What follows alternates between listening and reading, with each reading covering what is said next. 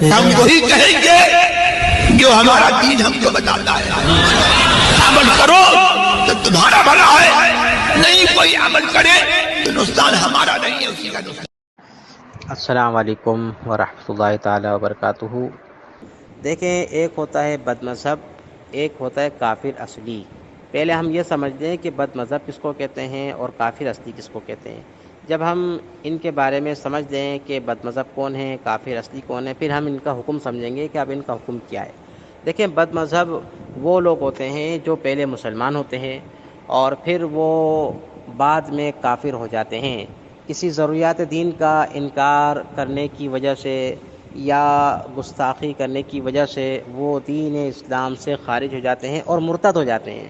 اور مرتد کا جو حکم ہے وہ بڑا سخت حکم ہوتا ہے، اور جو ہے کسی طرح بھی ان کے ساتھ کوئی نرمی رعایت کرنے کا حکم نہیں ہے.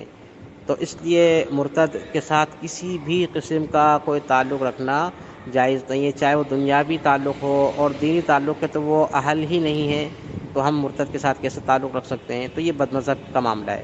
اور ایسے ہی انہی بد مذہب لوگوں کے بارے میں نبی کریم علیہ الصلوۃ والسلام کا ارشاد ہے کہ اپنے سے ان کو دور رکھو اور ان کو اپنے سے دور کرو. اور ایک ارشاد پاک یہ ہے حدیث پاک میں کہ نہ ان کے ساتھ کھاؤ نہ پیو. سرکار نے فرمایا بیمار پڑ جائیں تو ان کی عیادت نہ کرو، مر جائیں تو ان کے جنازے پر نہ جاؤ. تو یہ سرکار نے جو ہے ارشاد فرمایا ہے، تو یہ ہم پر لازم ہے کہ ہم بد مذہبوں سے جو مرتد ہیں ان سے اپنے آپ کو دور رکھیں. ایک بات ہو گئی. اب دیکھیں، کافر اصلی جو اسلام میں کبھی آیا ہی نہیں ہے تو وہ مرتد نہیں ہے، اس کا حکم الگ ہے.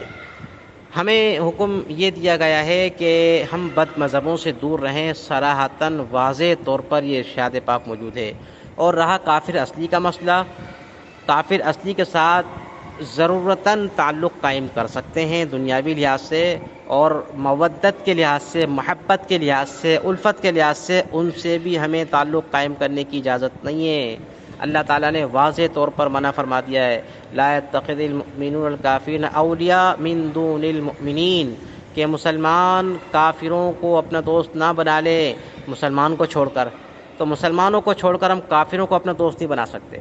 تو اس لیے جو کافر ہیں ہم ان کے ساتھ موالات نہیں رکھیں گے. اگر ضرورت کی بنا پر رکھنے پڑ جائیں، تجارتی معاملات کی بنا پر، دنیاوی غرض کی وجہ سے، تو اس قدر علماء نے فرمایا ہے کہ اس قدر ہم روابط رکھ سکتے ہیں، کیونکہ ظاہر دنیا میں رہ رہے ہیں تو ان سے ملے بغیر ہمارے دنیاوی کام چلنا آگے دشوار ہے.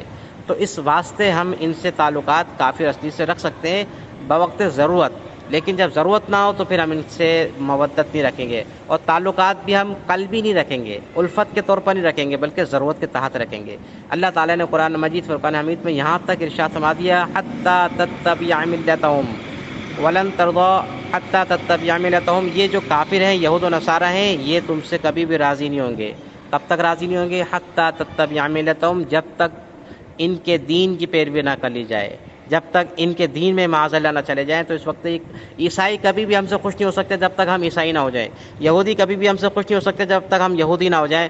ہم مسلمان رہیں اور یہودی کو خوش کر لیں، ایسا نہیں ہو سکتا. ہم مسلمان رہیں کسی عیسائی کو خوش کر لیں، ایسا نہیں ہو سکتا.